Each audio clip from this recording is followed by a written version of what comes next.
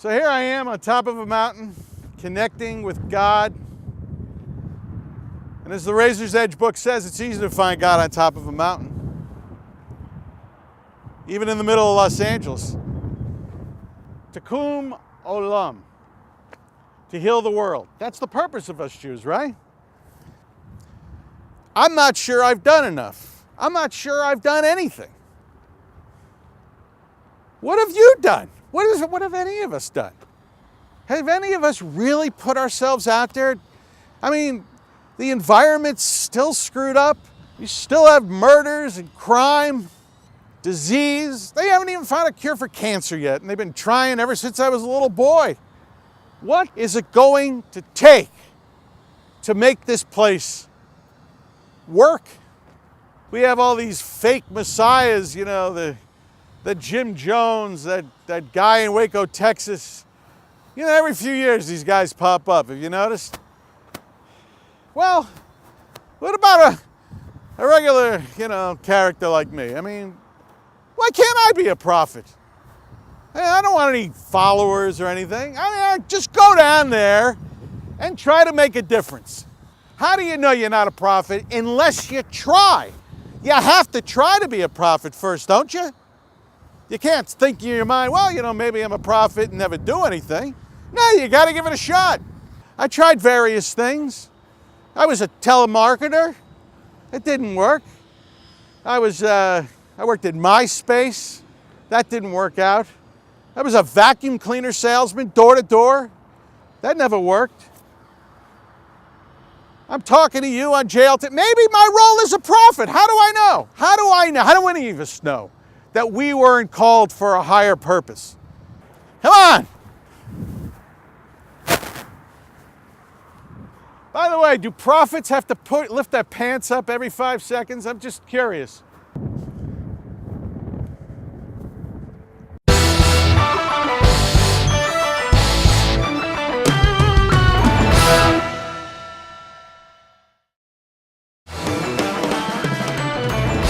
I'm down off the mountain, and I'm going to attempt to be a prophet. I'm going to put my life, my soul on the line. I mean, look at this place. I mean, why do they keep building all these mini malls, first of all? I mean, what is this? I mean, how many Ross Dress for Lesses do we need in this world? I've never even been in one. Maybe I should. Subway at every corner? God, I hope they're not an advertiser. Although I'd love to have you. We've got a lot of Jews that like Subway. You could stamp this out in any place on earth. It starts with a 7-Eleven. It goes to a Sprint store, a Subway, a Hawaiian barbecue, H&R Block, and Boost Mobile, and ends with a Ross Dress for Less. This is a bad world. There's no originality. There's no uniqueness. There's no authenticity. Why do these places, who's going here? They're like human viruses, these stores. You know, we're trying to cure AIDS, but we can't cure another Subway going up. I'm trying to imagine, like with Jesus or Moses, where would they be going right now? You know, they'd be going to a mini mall. This is what they would be doing, and I'm trying to do it. How you doing? God exists. Oh, there's a security guard. There's always you know why there's security guards out here? Not for crime, but because if people actually realize what these places were, they start tearing them down. Listen to me, I'm yapping. Am I doing anything?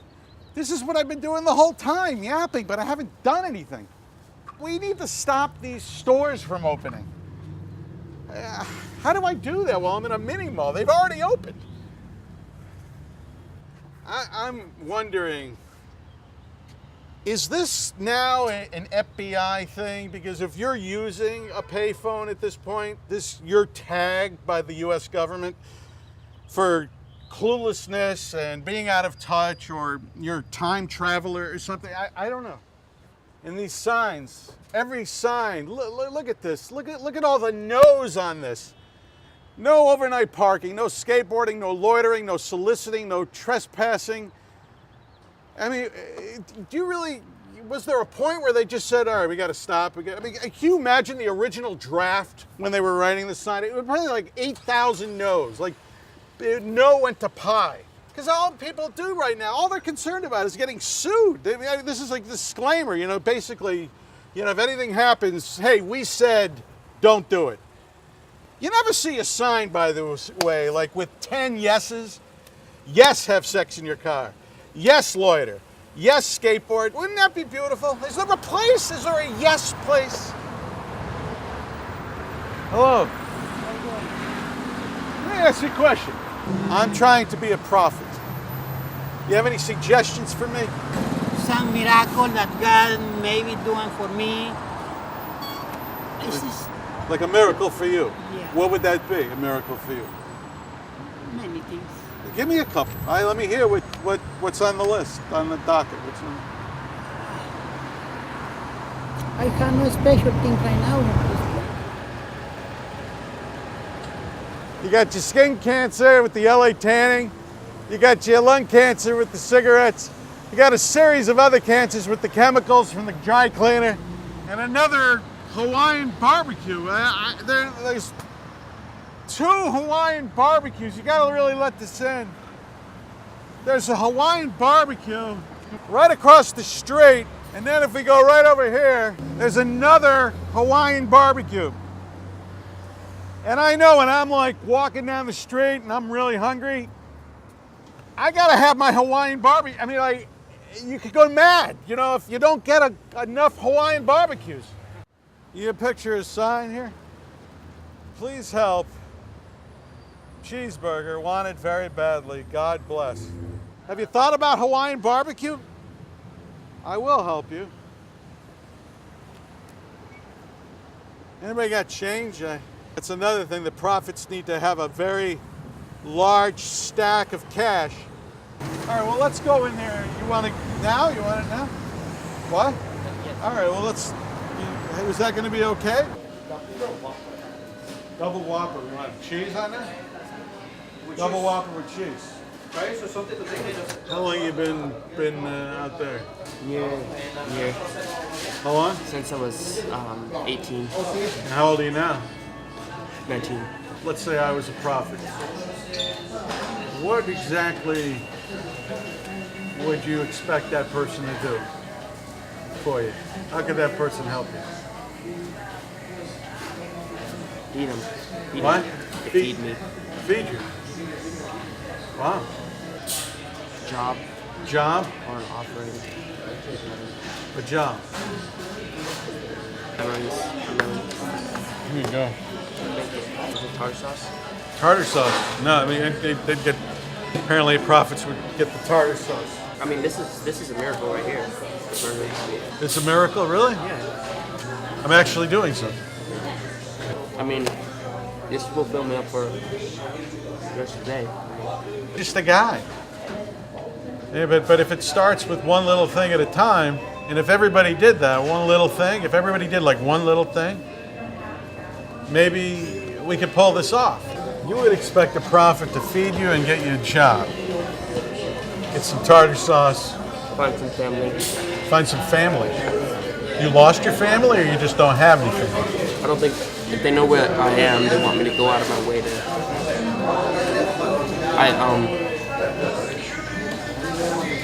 Kind of up the relationship. The prophet thing is kind of hard. There's a lot of things that I don't have in my arsenal.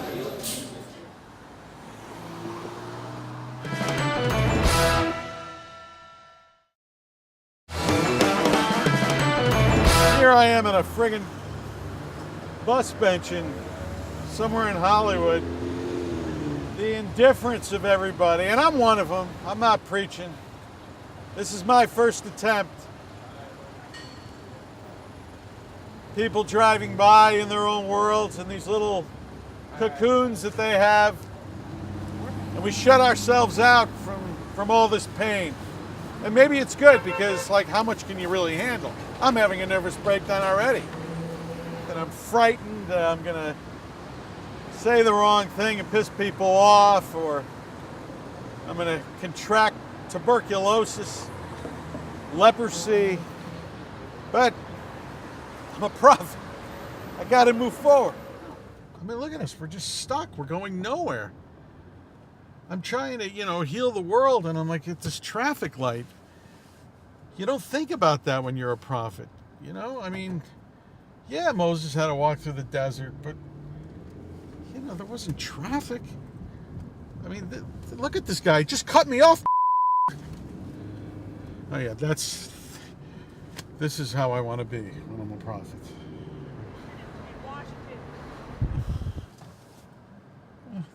Look at the weight on that lady. She's so heavy. How could I help her? I have a diet lady, but she's $200 a day.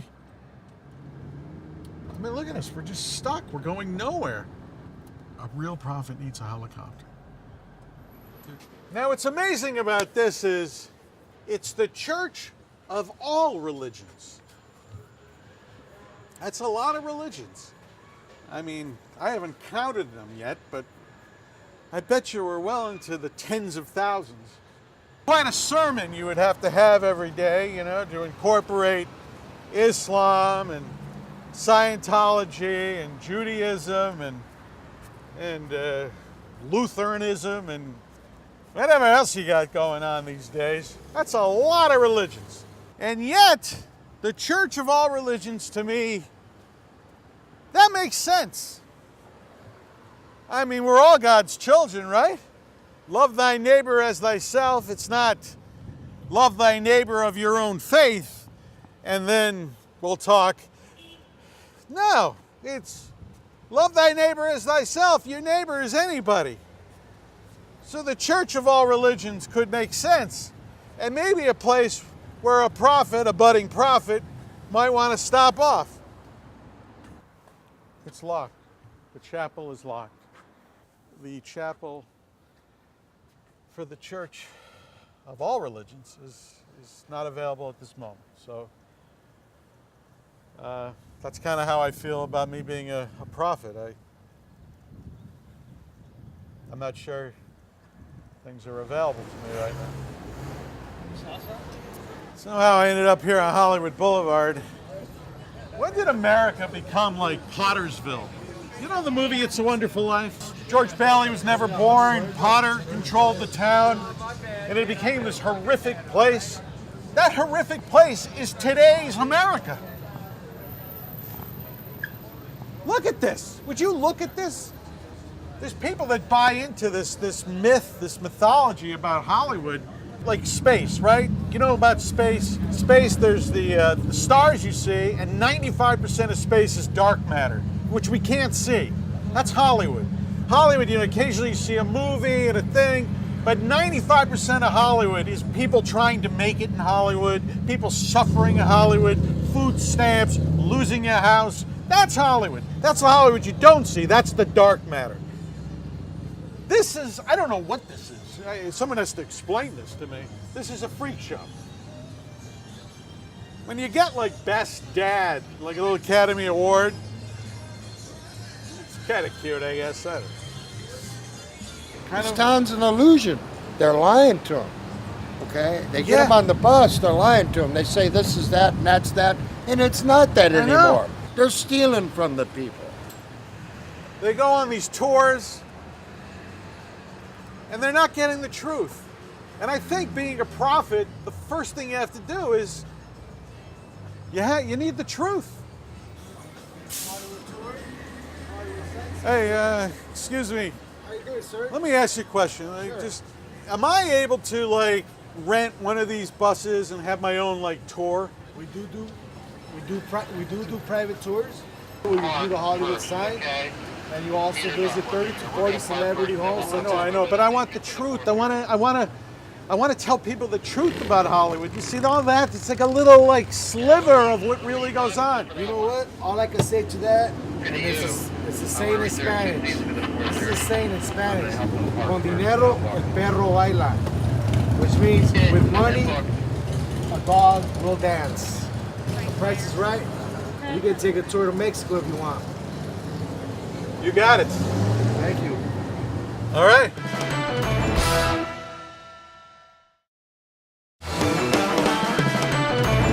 Hollywood tour, live TV taping on a Hollywood tour bus.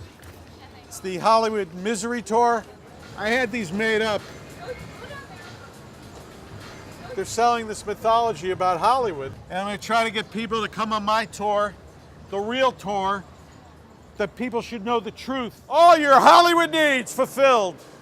Welcome, everybody, to the Hollywood Misery Tour.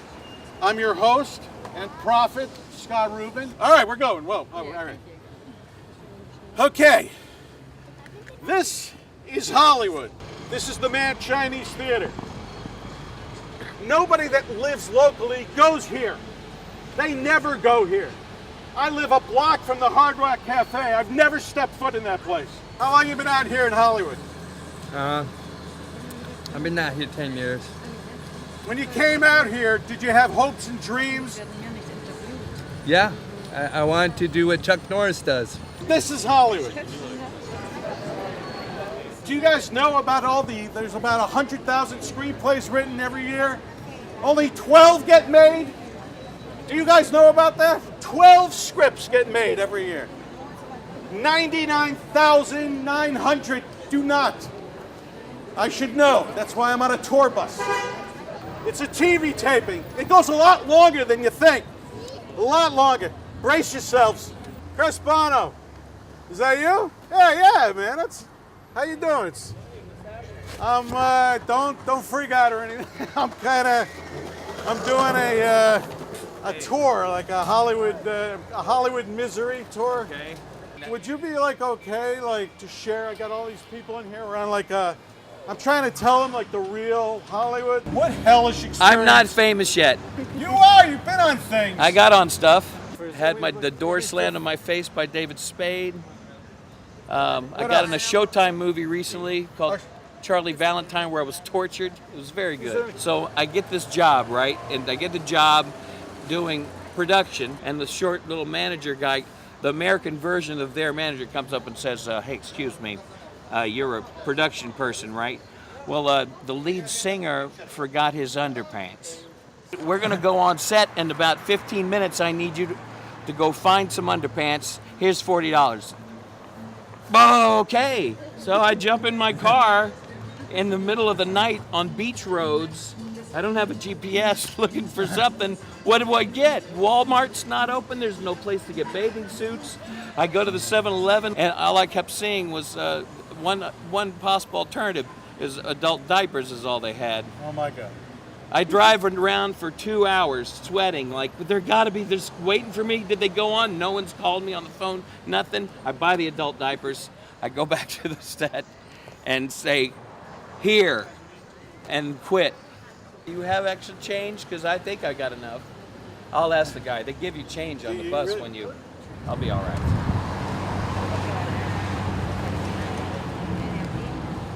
There's a great little section here. The smoke shop next to the bar, next to the hookah bar, next to the porn theater, next to the Joe's Pizza, next to the tattoo place.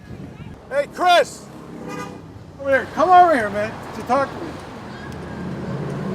Doing a Hollywood misery tour for my show, Yeah. Some Hollywood misery. Misery stories. Do you have a second or anything? Can you do this? Yeah, absolutely.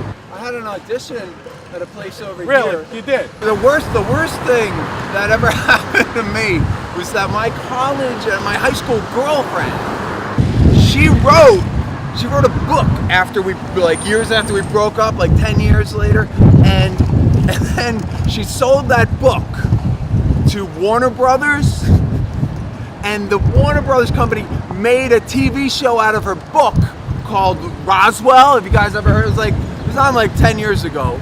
Who's the bad guy in that show? It's going to be the authorities, looking for. I remember the bad guy. You remember? Yeah. Well, my name is Chris Valenti. The bad guy's name was Sheriff Valenti. I have a song about that. You got a song about that? I got a song about that. Let's hear it. I wonder what happened to that first love of mine. So I googled my computer and typed in her name. Then her picture appeared. She looked exactly the same. She looked great. She hadn't changed. What's all this she's saying? It seems she's doing well. She found a writing partner. Girl named Mel. They wrote a book series they could sell to Warner Brothers if it came to show Roswell. What? She wrote Roswell!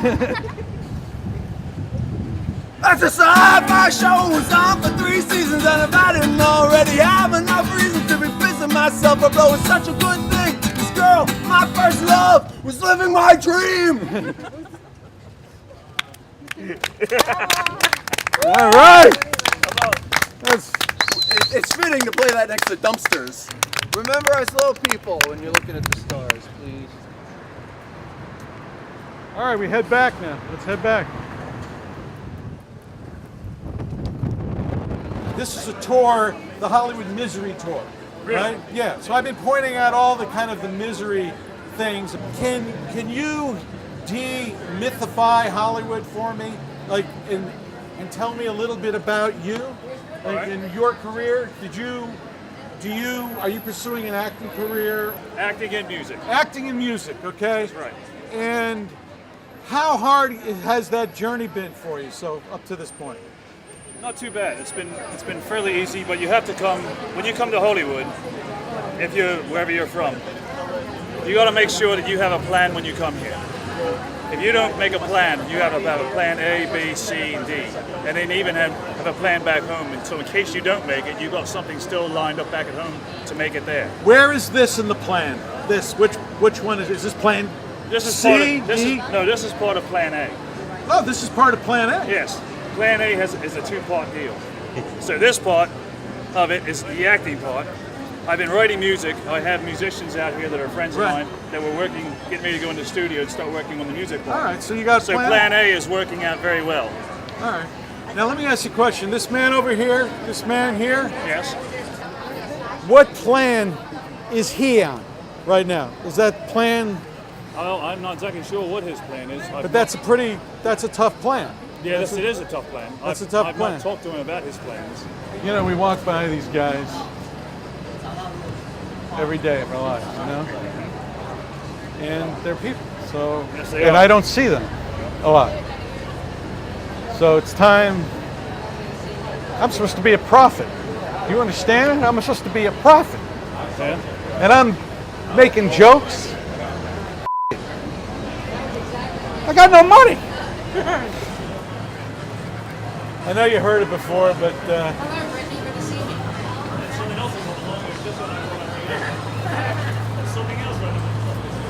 God loves you. Like, as much as anybody. All right. Yeah. You know, you guys have. Nice to see you, children. Welcome out to Hollywood. Hope you're enjoying your day. Listen to him. Listen to you, man. Listen to this man. You know, when I think about it, maybe there's nothing wrong with the myth. You get to have some happiness, right? You put a smile on your face. I mean, who wants to be reminded of misery 24 hours a day, right? That's right. Maybe there's something to it. I mean, you do it and you're happy. That's right. The people walk by and are happy and they get what they kind of are trying to get away from for just a few minutes, a fantasy.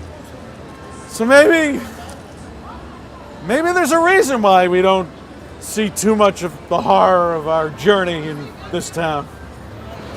And good luck to all of you, and welcome to Hollywood. We hope you have a great time while you're here. And please come back and visit us again. We will.